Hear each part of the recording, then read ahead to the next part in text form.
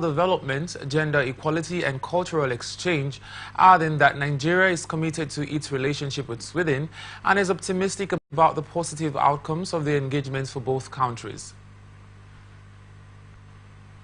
Stakeholders from the north-central zone of the party have called on President Bola Tinubu to drop Vice President Kashim Shettima as running mate in 2027. The stakeholders asked Tinubu to choose his running mates for their zone if the president wants their support for his re-election, adding that the stakeholders have begun consultation with political bigwigs and former public office holders to actualize their aspiration. The stakeholders held a closed-door meeting with the former National Security Advisor,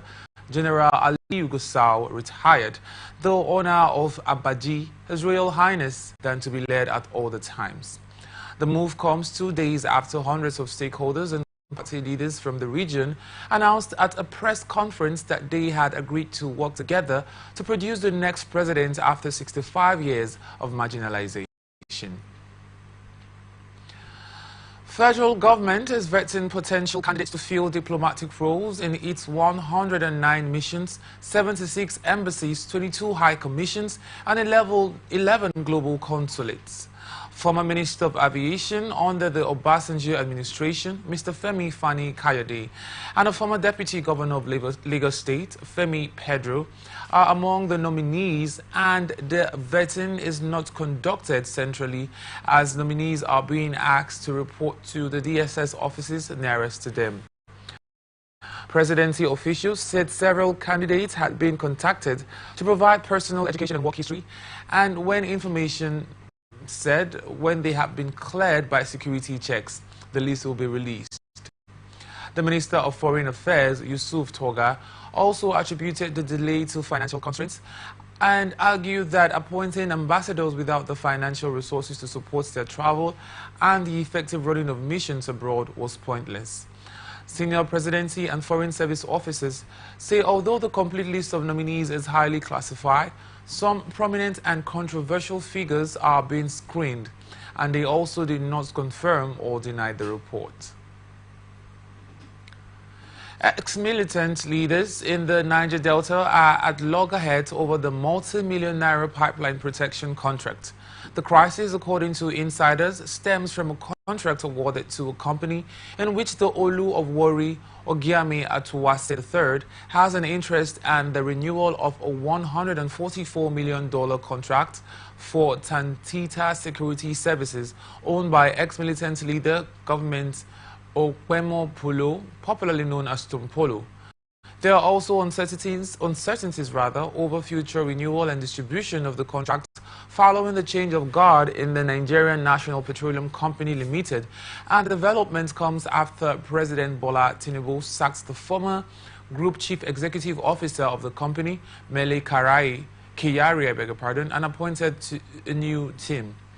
Tompolo's contract is a continuation of pipeline surveillance, coastal protection, and safeguarding of critical infrastructure in the Niger Delta region, awarded to him during the administration of former President Goodluck Jonathan, while the NNPCL renewed the contraction in October 2024. And Tantita hopes it will be renewed in 2025. While some ex-militants accused Tompolo of monopolizing the contract despite pipelines running through their native communities, others argue that the Olu of Warri should not have been awarded a contract to protect pipelines in Rivers State. This is coming after, on February 10, unidentified gunmen attacked security operatives guarding an oil pipeline in Okporowo, Igbu, Olukwo clan of Ahoda East local government area of Rivers State. And amid rising political tension in the state, an explosion occurred on the Trans-Niger pipeline at Alu community in Elmoha local government area on March 16, and the blast resulted in the death of a suspected vandal, and one suspect linked to the incident was arrested a few days later. A human rights lawyer and activist, Deji Odeyanju, raised alarm over the killing of personnel and officers of Tantita Security Services, calling on security agencies to take immediate and decisive action against both the perpetrators and their sponsors. Medical and dental lecturers in the Southwest Zone have insisted that they would not return to work unless they are paid the consolidated medical salary structure. The Southwest Medical and Dental Consultants Association of Nigeria had in February declared an indefinite industrial action by clinical lectures in universities across the region over the non-payment of CONMES. This is coming after out of 28 federal institutions in the country, only the University of Lagos, University of Ibadan, Obafemi Awolowo University, and the University of Ilorin Kwara State are yet to pay the salary structure. The state institutions yet to commence the payment of CONMES in the region are Ladoke Akintola University of Technology, Oyo State, and Olabisi Onabanjo University, Ogun State, and the strike action followed the expiration of a 21-day ultimatum on February 2nd. A statement by Southwest MD Khan Chairman Dr. Abdulkarim Salawu and Secretary Dr. Omotola Obajowolu said the association agreed on the industrial action, having reviewed the expiration of an earlier ultimatum issued on January 13, adding that the non-payment of CONMES was causing a significant drain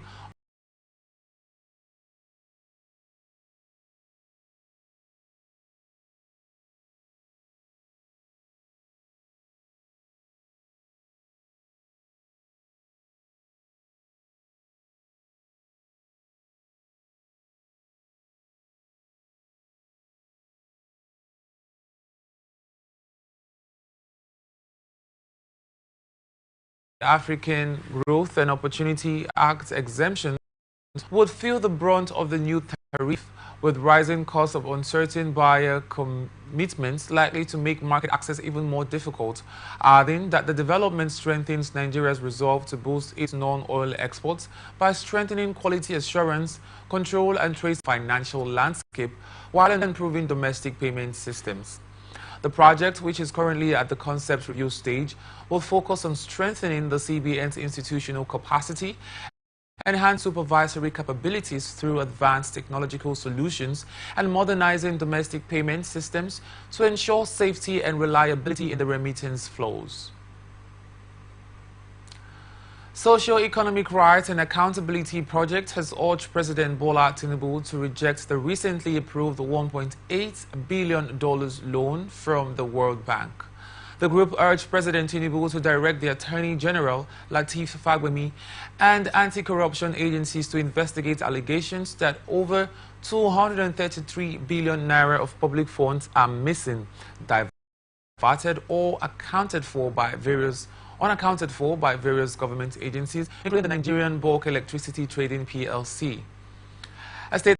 released on Sunday, SERAP argued that anyone responsible should face prosecution if there is enough evidence, and that any recall on the reserved groups in Nigeria and SERAP expressed concerns that borrowing more money is not in the public interest, given the country's debt burden and the missing funds. A statement signed by SERAP's Deputy Director Kolawole Oluwadare, the organization said the World Bank loan is neither necessary nor in the public interest, especially given the country's crippling debt burden and staggering amount of missing public funds from MDAs that your government has failed to probe or recover. The organization highlighted reports from the Auditor General's office showing that NBET paid over 96 billion naira for services not performed, failed to account for over 111 billion naira, and did not recover more than 2 billion naira in outstanding debts, while the Nigerian Security Printing and Minting Company, the National Pension Commission, and the Federal Road Safety Corps also faced allegations of financial mismanagement. According to the UN Independent Expert on Foreign Debt and Human Rights, Nigeria faces debt service relative to tax revenues that exceed 20%, with escalating social tensions linked to poverty and inequality, adding that the Nigerian government should prioritize investigating and recovering the missing funds before seeking further loans.